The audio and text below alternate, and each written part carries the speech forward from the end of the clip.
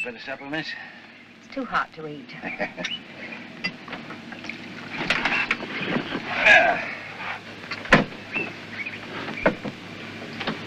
How long you been out here, miss?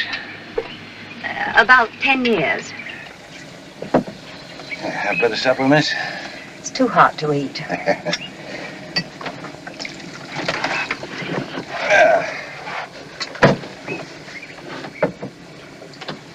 How long you been out here, miss? About 10 years.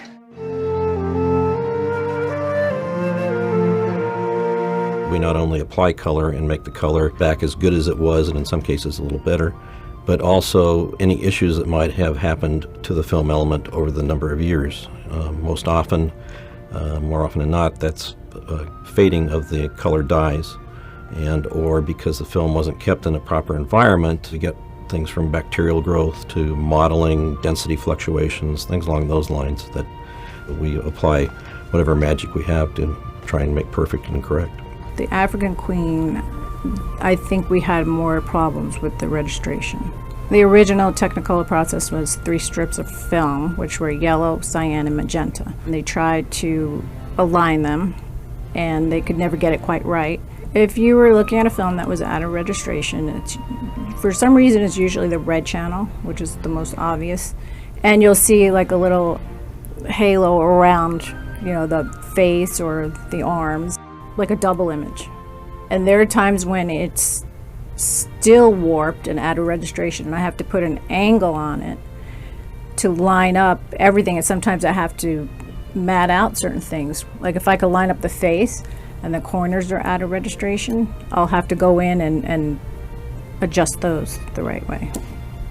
Challenges we had with the African Queen started from the very beginning with this yellow screen technique, trying to minimize it as much as possible with the tools we had at the time. Process shot is a shot where you're filming a scene where the actors in the foreground need to be placed against a background that isn't practically in front of them. So we'll place a screen, a colored screen, green screen, yellow screen, and then we go in and replace optically in the laboratory that screen in back of the actors with another photograph, in this case the rapids.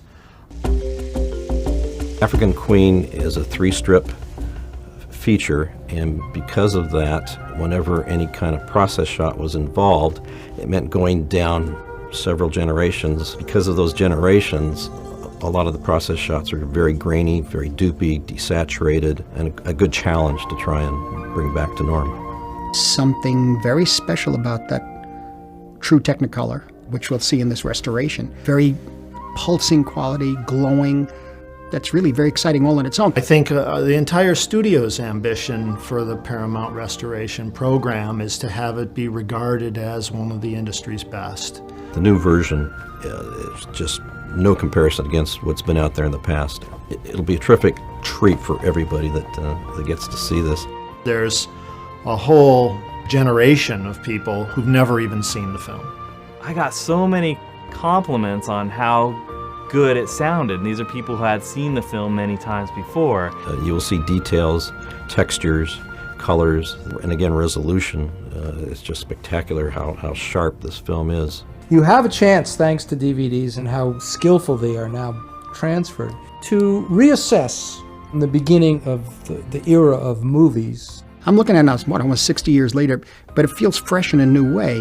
And I think the beauty of the film and the sense of how it was made, craftsmanship, has become even more impressive. When you can get away from it for a day or two or a week or even a month, and then you come back and you take a look at it, and if you can look at it and go, that's pretty good, you know you've done a good job.